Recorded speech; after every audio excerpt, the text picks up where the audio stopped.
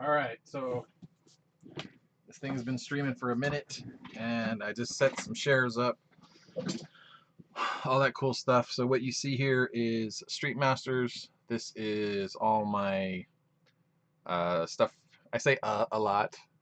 Forgive it now. When I put this on the DL Gaming channel, I usually try to cut out the ums to make it a little easier to follow.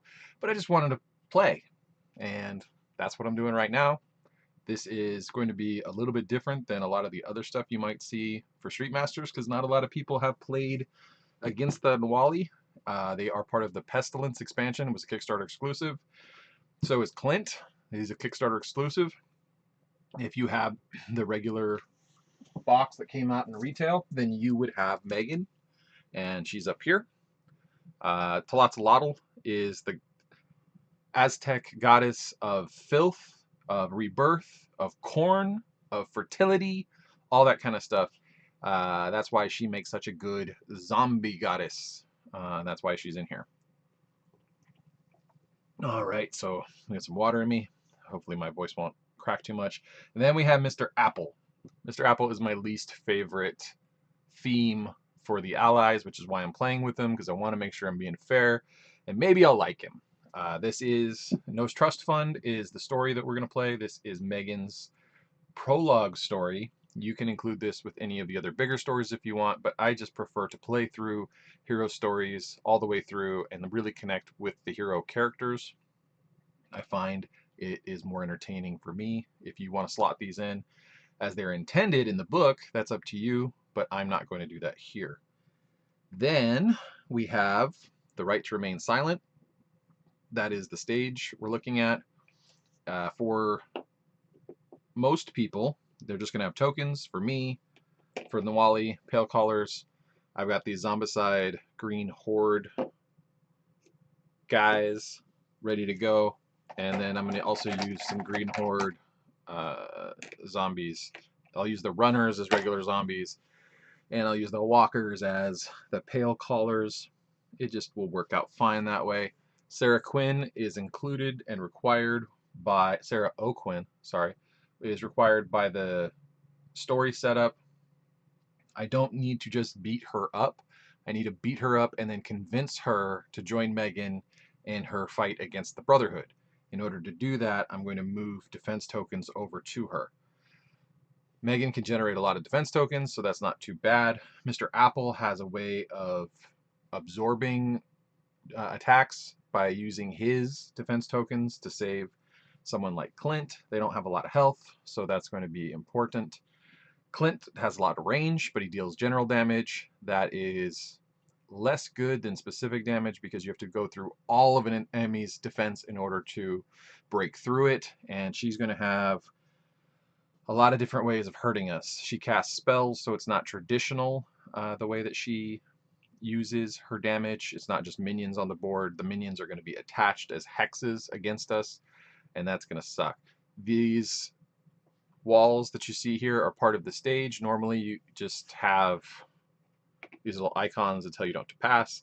But when I'm looking at this board, I kind of need something to tell me, oh yeah, don't forget, I can't walk through or aim through those spaces. And as that being the case, I use these terrain pieces from Zombicide Black Plague.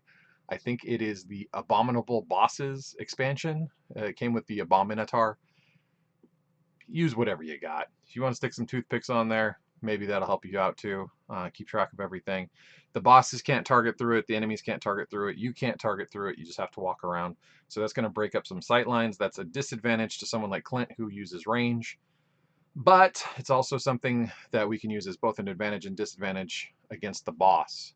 They are going to create lots of these faithful zombies, and we may need to kite them around the board in order to get rid of them based on the number of enemies that we can hit. They do not have much in the way of health. You hit them once and they go down, but usually you can only target one enemy at a time. If you had someone like Isabella that can do multiple single attacks, that would be beneficial in this circumstance, but I'm trying to challenge myself, and this could blow up in my face immediately. So with that in mind, we have game board and Okay, yeah. So, oh, what's up, Kiff? I'm pretty sure I know who you are, right? If you're right there. I figured you'd be busy with Riley. Anyway, back to explaining stuff going on. I probably won't turn around to see the chat room very often. I'm just going to try to explain what's going on as I go through, and you can watch any of my other previous videos on this game. I've got a bunch of them. I got another channel that I'm devoting mainly to the second season of Kickstarter so that people aren't confused, as the retail product is the same as the second season of the Kickstarter, not the first. I forget my own advice about this particular stage, so we'll just see if I can figure it out as we go along. I'm going to be following as best I can everything there. We have the boss area, so this is basically the boss's first tactic. This is the stage area, and we'll be reading the stage cards that way. This is the player control or player area, and then this is going to be their threat areas underneath. If you don't have access to the neoprene mats or whatever, just set it up like this. It will be fine. You won't have any problems with that. That being the case, we have to start out with the threat. We'll pull a card for Megan, and we get Foul Prophecy. Each fighter reveals the top card of their deck and discards one card from play that matches the card's name. Well, we don't have anything in play, so we just discard. If no cards were discarded this way, oh, see, those are just a reveal. So we just show it. We can't do anything. If no cards were discarded, each fighter discards one card from their hand, and Tlatelolotl deals them one general damage. Well, we don't have it. The cards, we haven't drawn them yet, so we'll draw them now for our opening hand. Oh, what are we going to get rid of? We want to keep the tactics out as much as possible. So this hip toss is going to get tossed for him, for her. We need those tactics as well.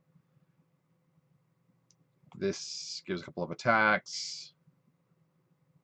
I want to be able to do direct damage as much as possible, so I'm going to keep that and toss that. So that sucked. What are we going to do now? We're going to run 1, 2, 3. That's the most we can move in that particular space. And I'm going to throw down a tactic as my card. Barrier of Will is going to let me gain defense tokens at the start of my turn. So that makes the most sense there. I have no ability to use the action, so do I want to gain defense tokens or do I want to run more? I think at this point I'm most benefiting from defense tokens. And when you use your action for it, they're random, so this is going to give me grapple and kick. Sorry, that's the wrong set. So grapple and kick on her. That was fine. Then this would get discarded because it was an event, so that goes into the enemy discard pile. And we have nothing left in our threat area that we've added, so now we go to the rival. And if she's unengaged, you place one power, so we'll place one power, and advance 3 spaces towards the nearest fighter. 1, 2, 3. So she's going to do that. And it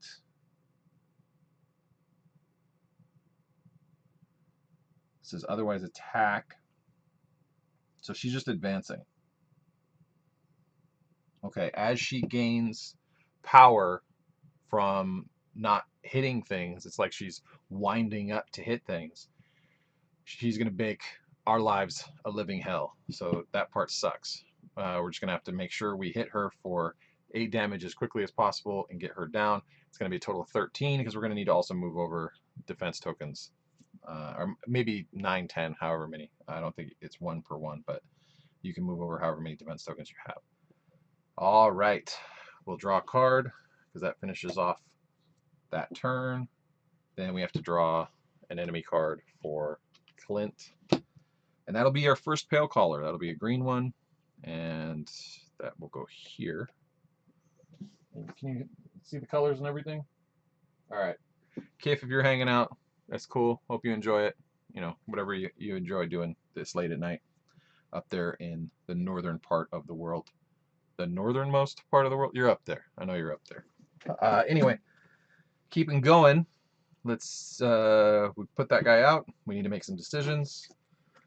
We don't have a lot of stuff in our hand, but we have a couple of tactics. At the start of our turn, we can put some damage, or at the start of the turn, we can place one defense token, and that'll allow us to peel defense tokens off. Right now, I think being able to do extra damage early is going to be most benefit for us, especially because our regular attack is going to allow us to put some stuff over here that will hurt. Is that the right one that we want? And we'll gain one defense token from our to discard one token same type. We would already have to have it on this one, so that's all we can do. On the next round, we'll be able to use that. But right now, we're gonna have to put some damage on it. By attacking, we can attack for 2. And let's see. We also have Mr. Apple near us. We can make some other decisions. If we move him up to 3 spaces, gains 2 defense tokens from an enemy, engage with him, and then attacks with no defense tokens. So actually, if we go ahead and exhaust Mr. Apple here and move him up, he will gain these 2 defense tokens, which will help us out, and attack. So he's going to attack for 2. Let's see where that gets us. It's going to be 2 no matter what, but you know, it would be a grapple and punch. So we're just going to do the 2 damage here. Should he's down to 6. And now Clint himself will go ahead and do the attack for 2.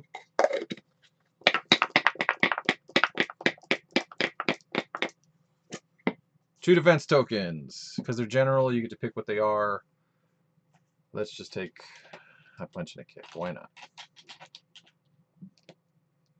So that's bad. But it allows me to take tokens of my choice. This one uses damage tokens, so it'll be 2 damage tokens here. And the next time I can bump up my attack dice. So let's keep going with that. Pale Collar is the next one up. He will be able to activate, and first thing he does is call in, his name is Pale Collar, a buddy. Then this enemy attacks the nearest spider within 3 spaces of it and gains each defense token used to block the damage from the attack. So because it popped in, it's 1, 2, 3. Nearest fighter, I guess 1, 2, 3, 1, 2, 3. Oh, there's no fighters. So the Pale Collar is the one that attacks, so it can't do anything. Good times. So we're not going to worry about what the Pale Collar did. It's not moving either. So it's just going to be a zombie generator, which will suck for us. Pull a card. Use that next time.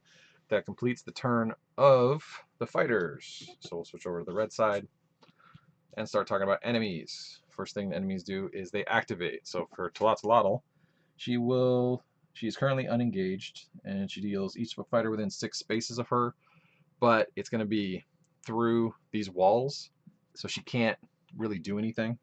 It doesn't count towards that radius, because it's blocked by the radius. So actually 1, 2, 3, 4, 5. So maybe it will hit her. 1, 2, 3, 4, 5, 6. It definitely will not hit those guys. So what are we going to say? Will it creep around with her abilities, or is it just going to be in a straight line? I think because it's within 6 spaces, if she moved, it just has to move around. We're going to say it's going to hit. And it's going to hit her for 3 general damage, and each fighter that suffers damage this way must choose 1 affliction from the enemy discard pile and put it into their area. We don't have any afflictions. And okay, so she's going to take 3 general damage, which is going to flip, flip, and have 1 damage there. So we'll see how well this works out as we go through. I'm going to have to manage to get down to this area. I'm going to try to clear as much crap as I can, but the enemies are going to continue to activate. We have the Faithful on their activation. They move 2 spaces towards the nearest fighter and attack. So 1, 2. The nearest fighter is Mr. Apple. They attack for 1. Less than 1 faithful, and each fighter places 1 faithful in an empty space adjacent to them. Oof. So there's not 2 faithful currently in the area. So we're gonna have to put another faithful in the area. So that is a grapple against Mr. Apple, and he'll take that as damage since he can't block it. Oof.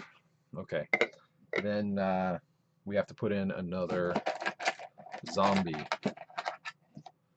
Okay. Because they just tend to multiply like they're pulling them out of the ground or whatever the case is. Then we need to move on to the activation space for the stage. Place 1 power on recovered intel for each objective carried by an enemy. No enemies are currently carrying anything. Each enemy carrying an objective, we have none. For each inactive objective, choose 1 different enemy. Nearest that objective is not carrying an objective. Move the enemy 3 spaces towards the nearest objective, and then each enemy picks up an objective. Okay, so for inactive, they have to move 3, and that's each enemy. I don't think the Faithful can pick them up, though. Cannot gain defense tokens. They don't have a card, so I don't think they can pick it up. How would you keep track of it? We're going to say that the zombies cannot, that the Faithful zombies cannot do any of these stage objectives. They're too stupid, but the Pale Collars can. And we'll play it through that way. 1, 2, 1, 2, 3. So that it starts putting her towards this type of objective. 1, 2, 3. So he's moved closer to get towards the objective. And she can't move through enemies, so and the rest of the fighters, so she's just going to stay where she is. Actually, she can move through the other enemies, so what would that be? 1, 2, 3. She'll go over here. Just leave it that way. Okay. So we've bunched everybody up there. Everybody's gone. We have to draw a stage card. We get Tripwire. Each fighter must discard 1 card they control or activate the enemy nearest them. Geez. I will go ahead and activate some zombies because I don't care. And the enemy nearest her, oof, I could discard or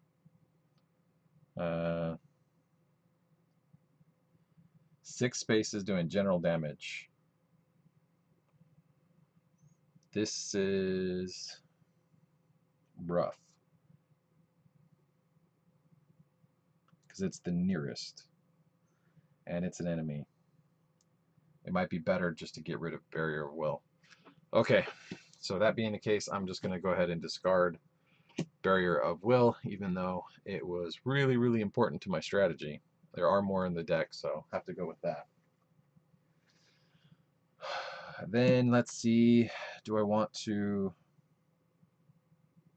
I'm going to allow 1 Pale Collar, or 1, each of the zombies is going to activate.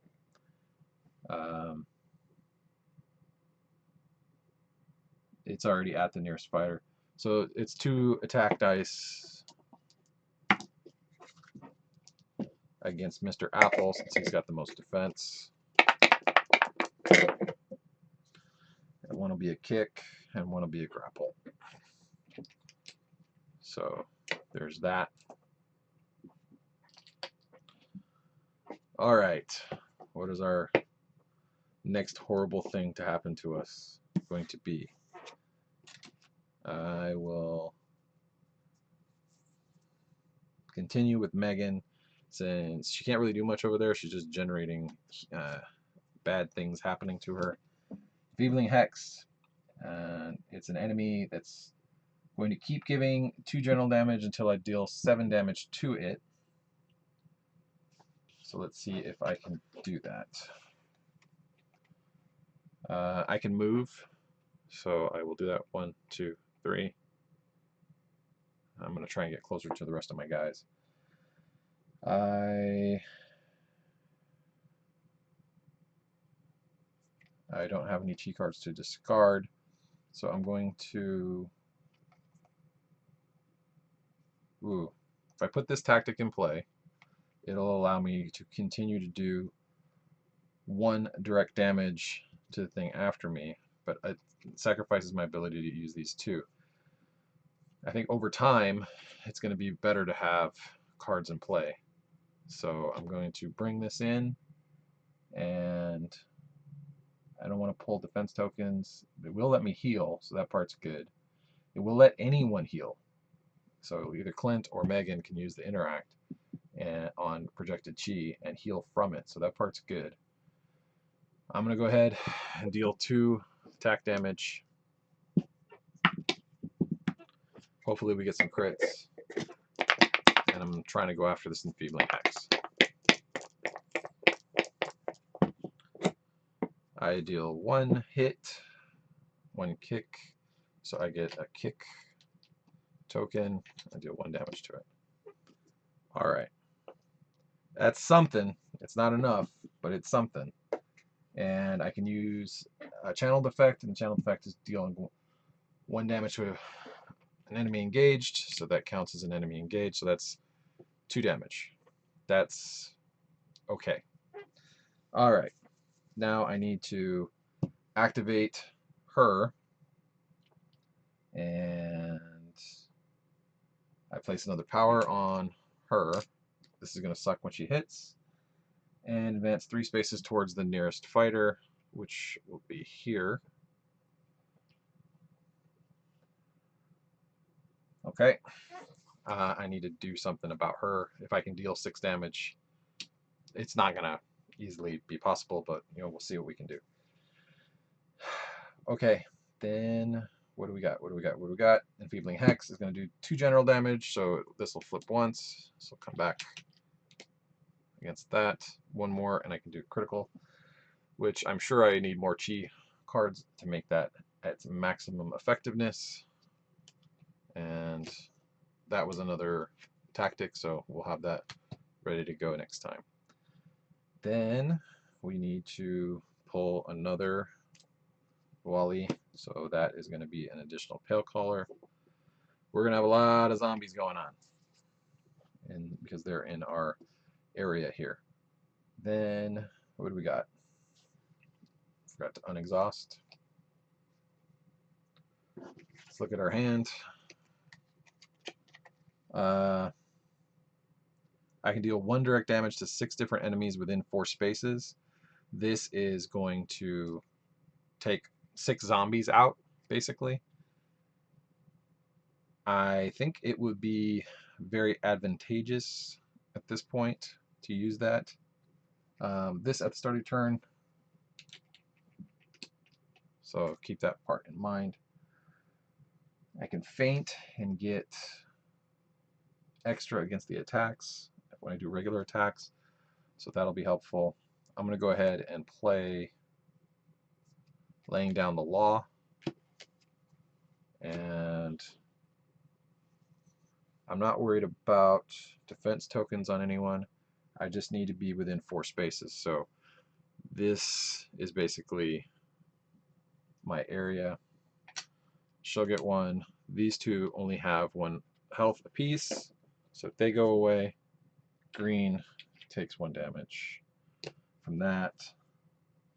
She's too far away to be affected within that range.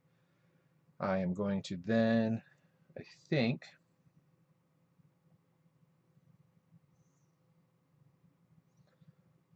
I want to try to take out the pale collar so that it doesn't create more zombies, and I'm going to do it with Mr. Apple. I'm going to move him up a little bit, kind of get him out of the way, kind of block things from moving around too much. He's still going to get possibly hit by Tlalotzlotl. We'll see when that goes down. But he's going to attack for 2. There's no defense on the green guy, so it's just going to do 2 damage. We're getting close. We should be able to hit it. We can exhaust and take 1 damage off here, which will allow us to use 3 dice for this attack here.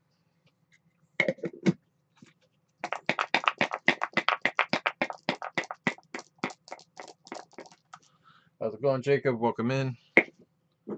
All us West Coast people and far, far East Coast people. So this is going to be 3 damage from this hit here. I can pick whatever I want. I don't have any grapple. I'll use that. But that's going to be enough to take out Greenie. Reduce the number of zombies that I'm dealing with as much as possible. That will give me a loot card, which is a lead pipe. I have not moved. If I do, I'll also put, I don't really have to, but I can, so why not? I will move up here to be adjacent to the pale collar. And use the lead pipe on it. And that'll do 3 damage here to the purple guy. And then I think I've done everything I can. I have to activate purple pale collar. This is... Did I put 1 when I brought it out? I did not. Because I only had the 2 and they came from there. So there should have been that one out there. Nearest fighter within 3 spaces. So now I want them to attack Clint.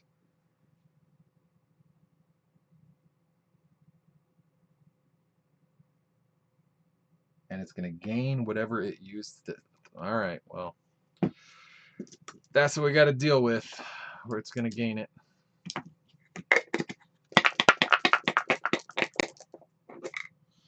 All right, I got 2 punches and a grapple, so the punch and grapple are going to turn into power because they were blocked, so it still gets power, and 1 is going to get through. So that's how that works, and they gain that. Draw a card. We'll get another tactic for next time. That'll be handy, hopefully. Then what else do we got to do? We have to start getting hit by our boss, and she is going to attack fighters within 6 spaces. 1, 2, 3, 4, 5. That's both. Both get hit for general damage. So he's going to take 2. He'll lose all of his because it's general damage. Anything that's on there that you don't want to accept goes out. And does she have anything else that she wants to do? Choose afflictions. There are no afflictions. Okay, then we have Faithful. Faithful are going to attack. I will have it attack Clint because Clint has more of an option to heal because it can use projected chi, and he's just going to take the damage. It'll be the 1. And there are less than 2 faithful in play, so it will pull another one, and this one will come out from behind that way. So if you get rid of all of them, then you can kind of save yourself a little bit. But if they're still on the board, they're just going to keep multiplying and multiplying and multiplying. So That's a problem.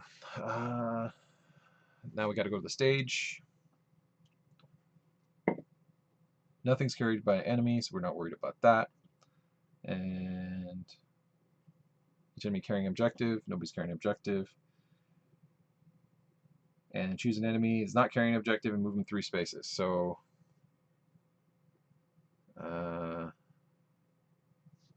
she is going to go here, and she's going to pick up the token. She's going to go here and pick up the token. And these guys, I guess, have to move 3.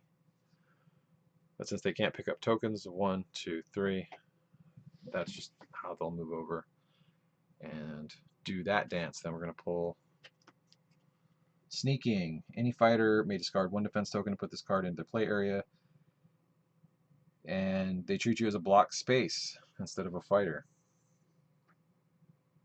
But you basically, you're getting a free attack. Okay. I do not have any defense tokens to spend on it, so it goes to the discard pile. There are a bunch of copies of that, so maybe it'll come up later.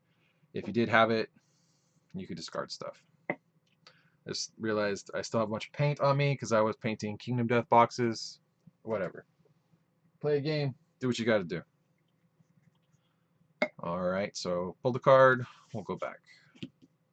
I know I forgot to do that, but, you know, whatever. So,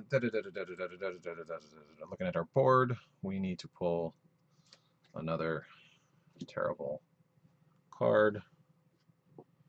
Closest area is here. And that does push the zombies a little bit further back. It's advantageous to us. Unfortunately, we're going to start getting a lot of recovered intel happening on our stuff here because she's got one that she picked up and she's got one that she picked up. So we just need to focus on making them drop the active objectives as best as possible. That being the case, let's look at our cards. I can do extra damage with kicks by putting this into play, so I'm going to put Stage Dive into play. I'm going to move 1, 2, because I moved through the loot. That goes away. I gain a loot. I get a butterfly knife, which is going to help. Okay, that'll be cool. Do I think I can take out... There's 2 health left on that. I get +1 kick, so that's at least 1 after attacking. And I can kick everybody around me. And then I would have a channeled effect. So I'm going to do at least 2 damage no matter what I do if I attack. So let's go ahead and do that. We can get rid of that 1 pale color. Even if I got defense, it would be okay. So that's 2 hits. Pale collar gets hit for 2 plus X2 channeled effect. Well, which channel effect we want? I can move up to 3 spaces and then deal X kick damage. So I'm going to use the channeled effect on a Stage Dive, which is going to allow me to run at one of these pale collars and just, or these revenants faithful, and kill them. So this one's gone too. And I get a loot card for that pale collar, not for the other one. I already pulled a loot card though, right? Yeah, I already pulled a loot card. That's how I got the butterfly knife. Don't worry about that. I'm confusing myself. It's late at night. Anyway, all the extra damage, the kicks, all that kind of cool stuff, it has been taken care of. Now I'm on it. Okay. I played a card. I went. Then I have to activate all this stuff. So she's going to get another power placed on her and move 3 spaces towards the nearest fighter. 1, 2, 3. So Mr. Apple. Mr. Apple's gonna get hurt real bad if she swings that hammer. And then we have to deal with the affliction, 2 general damage. Oh, you know what? She would have gained the defense tokens. I don't remember which 2 defense tokens that was. It's probably the 2 on the bottom. So a kick and a grapple. I think she was supposed to have gotten that kick and a grapple from the Enfeebling Hex. And I have to put a Faithful Revenant into play. Nobody's within 3. So he doesn't do anything else. He's just going to spawn more zombies. I'm not that worried about that. Going to get a card.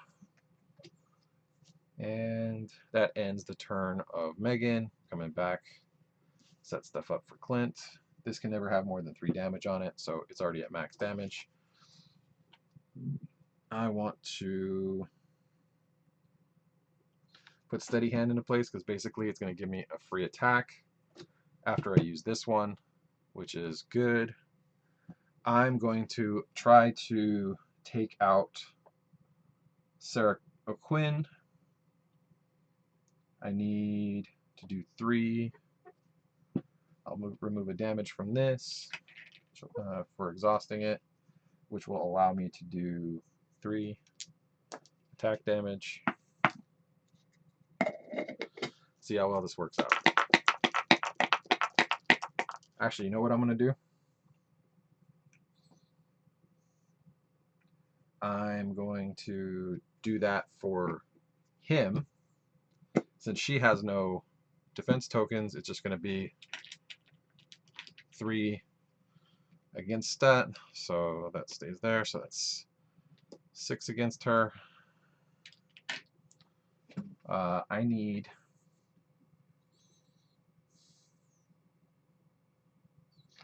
some defense tokens, and I don't have any, in order to not kill Sarah O'Quinn.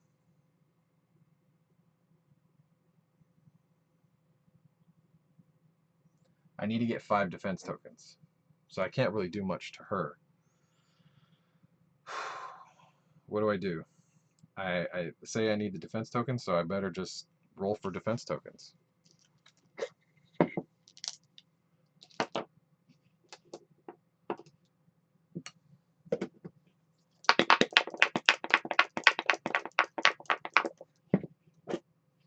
That's 2 kick defense for Clint. In order to finish this story, and that's one of the complications with the stories, you gotta do the story stuff. But I do want to hit her. I did hit her. So what does that mean? If she was hit, an enemy picks up objective, I hit her. I hit him. It drops the objective. So she dropped this.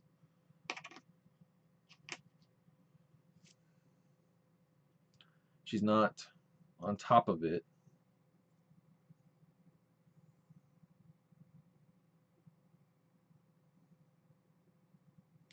It's in an adjacent space instead of the space that she's on. Oh, you know what? I think she should have been holding the objective when she was a little bit closer in there, because it's not the space on top. Sometimes they're blocked, sometimes they're not blocked. It just depends on the stage. To make up for it, we'll throw a power on recovered intel, and that means she would have gained a random defense token. Let's give her a random defense token. That would have been taken off when we did the attack, so that actually comes down by 1. And yeah, so that should kind of sort things out. It fixes the board. I don't generally care, but if I can remember enough of it, I'll fix it. The important part, you know you're playing the game right if you're having fun. That's the only thing that matters. Then, since we've done that attack, Mr. Apple has done his thing, and we didn't use this. We don't get the power on here, which is unfortunate because we could use it to kill that guy. But that's the way the world works right now. We don't have anything. Did we pull something for our? I don't think we did. Burden. The card deals you 1 damage for each space you move. So as long as we don't move, we'll be okay. Otherwise, it's going to do 3 damage to attack. Wonderful. So let's say it's cleared out. We've done everything we can with that. It's going to attack. It's going to do 3 random damage. As much as I need. What am I down to? So down 4, so down to 13. It's going to do 3 every round. But I want to be able to put the. I'm just going to accept the damage. So that puts me at 7 damage down. I'm down to 10. I'm going to have to start healing soon, or really royally get rocked. I think I need to draw a card. So that's a fun ability. And then we go to Tlaloc herself. Then each fighter within 6. At this point, nobody's within 6, so she's not going to do any damage. And we don't have to put any afflictions. These are the afflictions. We'd have to put them back onto ourselves if we somehow didn't get hit. Then we have 2P, so there's 2 zombies out. We don't have to worry about that. This will move 2 spaces. This guy will attack, and he'll attack Clint. Let's see what type of damage he would do. Would be kick damage. I'm going to continue to accept that damage for a little bit.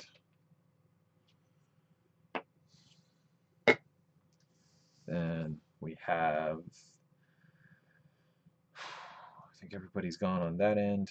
Now we're going to go to, for each objective carried by an enemy, she has 1, so we have to put a power onto recovered intel.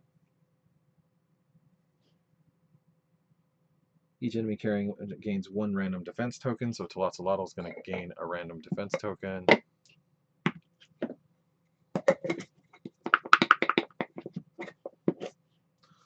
She gains grapple.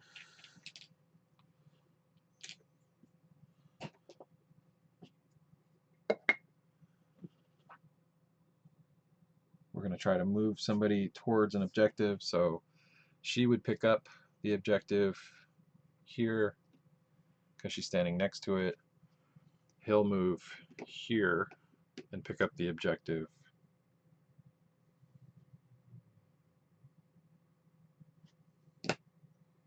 Yeah. So we're going to be getting a lot more on recovered intel. We're going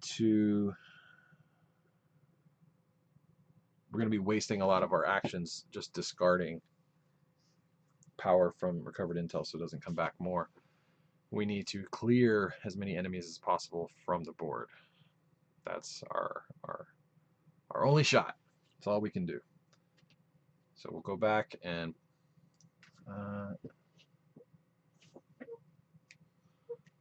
get another enfeebling hex. So she's going to be taking 4 damage each. That's unfortunate, but we can add the butterfly knife to the first enfeebling hex and hopefully get rid of that.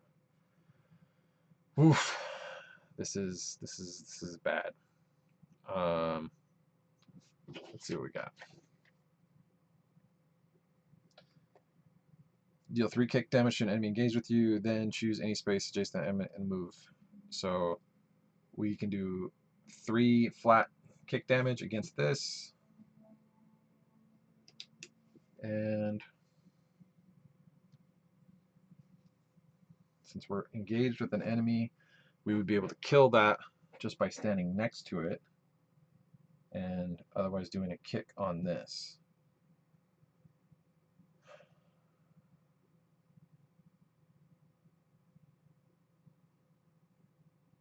We do 2 extra damage on this, just to 1. So it'd be 4, possibly 6, plus 1 kick damage, or we could hit another enemy. But we have other ways to kill enemies. But this will give us, if we don't use our, let's do Gale Force, because we don't really need it otherwise. It's going to give plus 1 kick damage against this, and we'll use the butterfly knife to go with that. That's going to give an attack of 4 plus 1 extra damage. The extra kick damage we'll just put on right now so I don't forget it. And go for 4.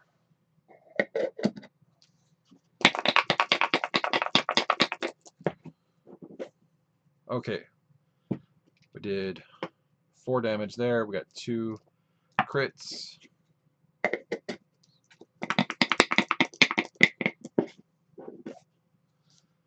Okay, we got another crit. We got more than enough to take it out. We're just finding out if we are going to get any defense tokens at this point. We do get a defense token.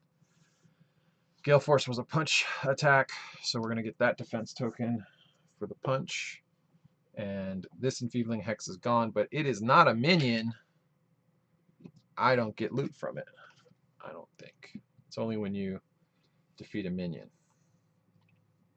So that is troublesome. And I still have my regular move, to which I can either attack or do one of these other effects. If I attack, it's just going to be attacking this guy, in which case he's going to be brought back anyway. When he's brought back, he'll be brought back. That will activate with 1, so that'll activate before the Faithful. So I may as well get rid of something there. I can do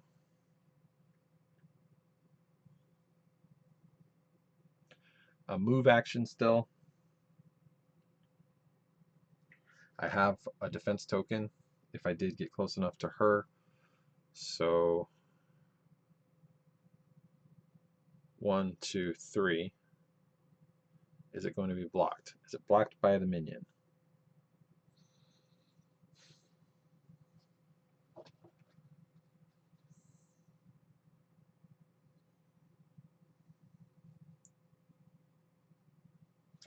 Is there anything I can do outside of taking that guy down?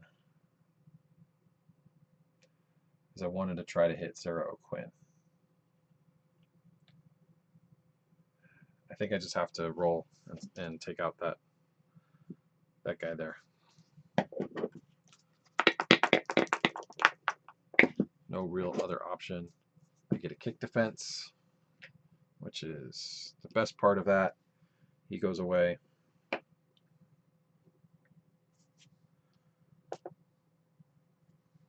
And I have to start getting hit by stuff. That'll be unfortunate, but I can still move. So I'll go 1, 2, 3. So now everybody can attack Sarah O'Quinn and dump defense tokens when they do it. Hopefully that'll be enough to take her out. We need to do 5 to make her go away. And then we can focus more on zombies and attacking Talotzlotl. She'll be 1 fewer thing to carry objective tokens. Thankfully. That's our intent anyway. She's engaged. So she's going to attack, targeting each fighter within 2 spaces, dealing +1 direct damage. For each power on this card, then discard. So she's going to deal 3 damage no matter what. And she's going to hit everyone for 4. So I don't have any defense here, so that's going to be the first 3.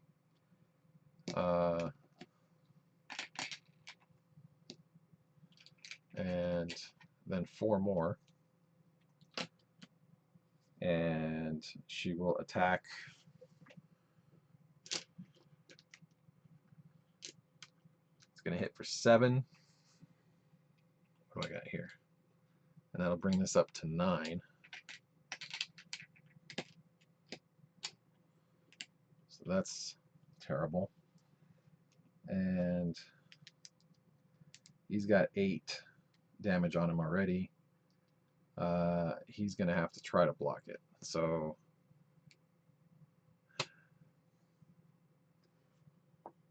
it's going to do 5.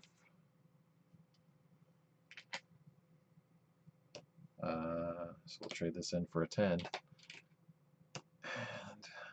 that's 13 there. Wow. Yeah, that's a rough one. That's a real rough one there. Okay. Oh, +1 direct damage. So actually, he had the 2 kick defense. We haven't done that damage just yet. We have to see if we can block it at all.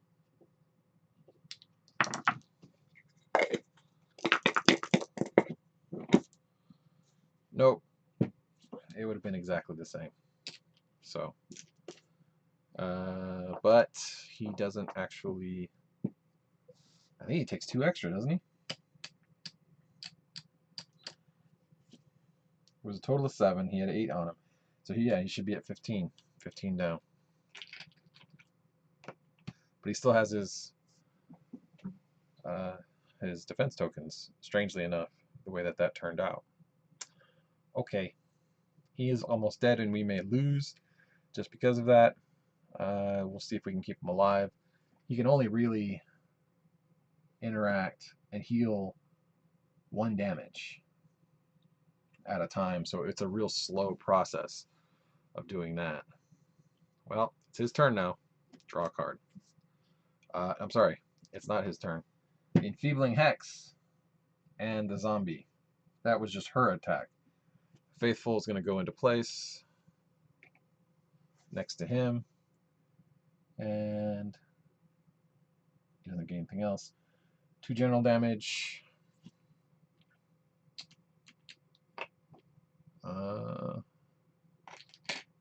She's almost dead. This is a rough one. This is a rough combination. Then he gets all his stuff going again.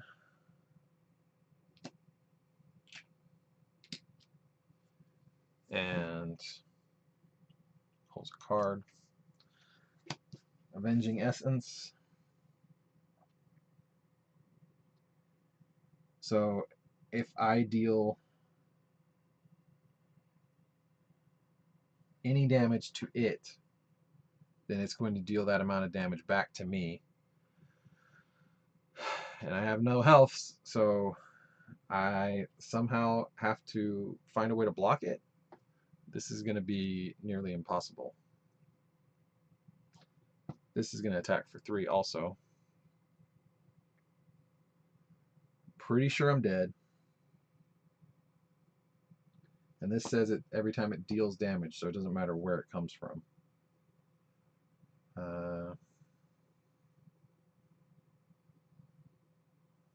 I'm going to see what I can do here with other cards.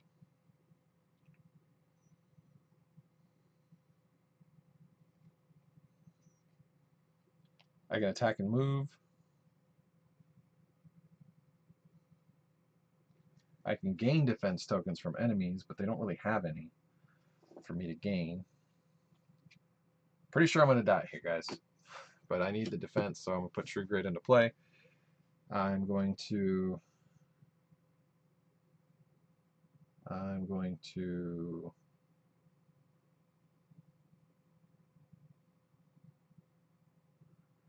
do a regular attack Exhaust. Or should I faint? I'm going to exhaust. It's going to let me do 3.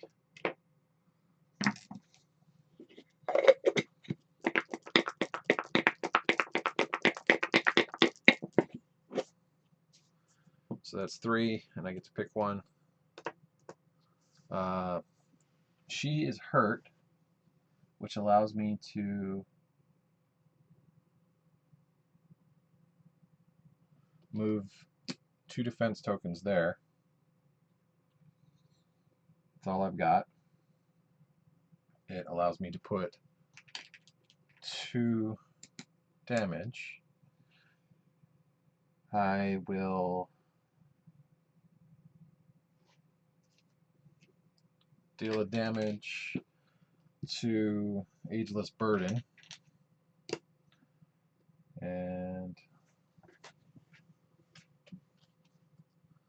play Get Back, which will allow me to faint for 3 on Steely Gaze. Doing a Hail Mary here. So that's 5 dice. And some extra movement. So that's 4 to put on here.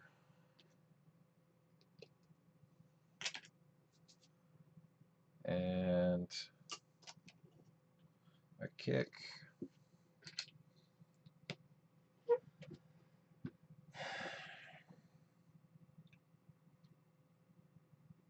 It's part of a move step. This is not part of my move step, but it's going to get me out of range and to block that space. So hopefully another enemy won't pop in at that space. And that's the best I can do, and I'm not going to take any damage from that just yet. Mr. Apple.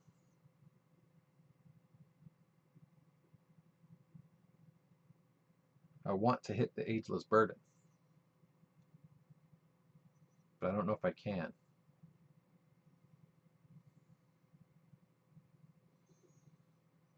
He'll just do 2 damage against Sarah O'Quinn. She won't die from it, but that'll make sure that every time she's hit, it's enough to put extra stuff on her. I can do nothing else. The Affliction is going to attack. It does 2 damage at a minimum, and I lose the game. What did we learn? We learned that you can use, instead of complaining about the zombies, you can just go get some zombicide zombies, paint them up, do whatever you want to do, and they work very effectively. You can use the terrain for the walls for right to remain silent from the other zombicide stuff, and it won't hurt you at all. Megan, if I was smarter, I would have put her here as a starting space. She was too far away from Clint because the first thing that she had to discard was the Barrier of Will, which would allowed me and everyone around me. You know, I just forgot also to use the exhaust ability on Barrier of Will. I would have gotten 1 extra defense token. I was really planning on that to be the thing. If I got close enough and I could just kind of group everybody around, and because it is an area effect, it would have also given the ally the defense tokens, and I would have hopefully have been able to just pull them off him to defend myself and use the rest to put on this card. That didn't work out. This was a fail. This was a fail. The Nawali are difficult to beat. That is evidenced here by the afflictions that you can see will always pop in, and they'll always spawn more zombies. I'm not sure if defeating the afflictions won't give a loot card, but I think they don't because it's a minion. And that's all I got. If you got any comments, questions, concerns, or anything else that you want to say to me about the playthrough, that part's fine. If you're just going to tell me a bunch of rule stuff, you know, whatever. It'll be in the comments, and other people can read that as they go through. If there's in the chat.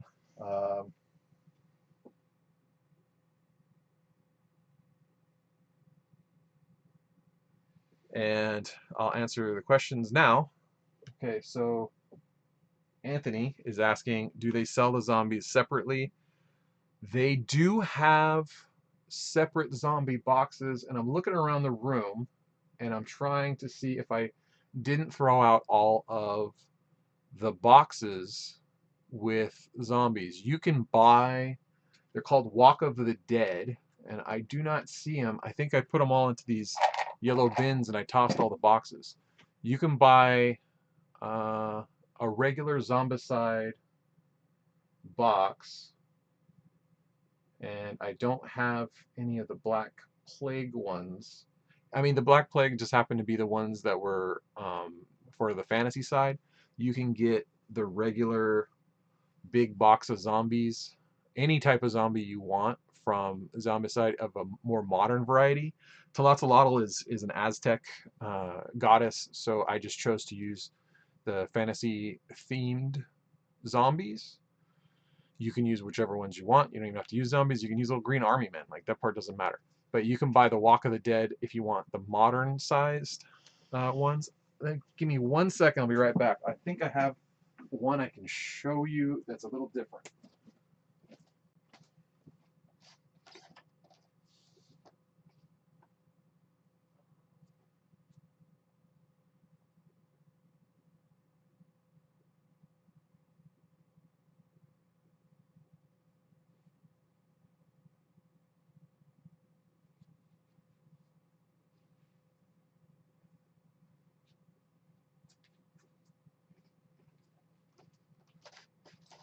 If you didn't want to play the Zombicide game, or you do have the Zombicide game and you just want to play through something, then you can get the NPC boxes, Notorious Plague characters, and they are fantasy-themed zombies. They're not as effectively matched. Like, if you were to look at the Plague Caller and you looked at particularly this sculpt, that's the same thing for the most part, the Green Horde one. You can go buy Green Horde. I would just get it on Amazon when it's cheap and discounted, because it will be cheap and discounted. I think I got my Black Plague box from Amazon for 40 bucks at a certain point. Just wait for whenever it's cheap. But in the meantime, you can get NPC 1 or NPC 2, and they will have an effective amount. This one has 1, 2, 3, 4 sculpts, so that's not enough to do all of these here, but it's enough to basically play through as much as you're going to need in each box. The Walk of the Dead has significantly more, but they're not as compatible. You would be able to find a cheaper set of zombies by not using the Zombicide stuff unless you already had the Zombicide game. The NPC boxes, these Notorious Plague characters, they allow you to get extra vault weapons in Zombicide, and that's pretty much why you would pick these up, and also to increase the variety of zombies that you have. I definitely do not have the box anymore for the Abominator. It is the Abominable Bosses. You can find those just about anywhere, and that is sold separately from the box of zombies and or the regular base game. And I think it's a Abominator, Blob Abomination. There's 3 or 4. The Troll, I think, all come in those boxes. So if you are looking for, hey, I just want zombies to play in Street Masters, you can do it that way if you want, or just get the Green Horde box. So. Okay, so looking at the chat, if you didn't like Zombicide, but you do like the sculpts, then I think this is 20 bucks. I have zero recollection, but I think it's 20 bucks, and they were available, and you can get one or two as far as that goes. Or you can contact. There are people who will just sell you the minis because they bought a bunch of them. The painters that do that, Grab Minis, GRRAB or GRRAB, especially if you're in Los Angeles. Those guys part things out. Thrill Studio, I don't know if they have anything for Zombicide. You can get a hold of them, and those guys will be more than happy to break out pieces and paint them for you and sell them to you. They normally break them apart and sell them as D&D compatible sets. So Thrill Studio is also here. They're in Santa Monica, and you can pick up. They'll mail it out to you, whatever. It's Thrill Studio on Instagram. Where's my phone?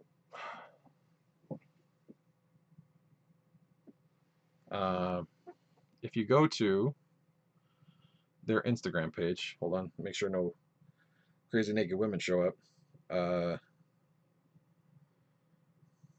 Oh, phone's so slow.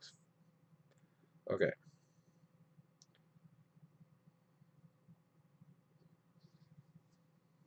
Trying to bring up Instagram to show you.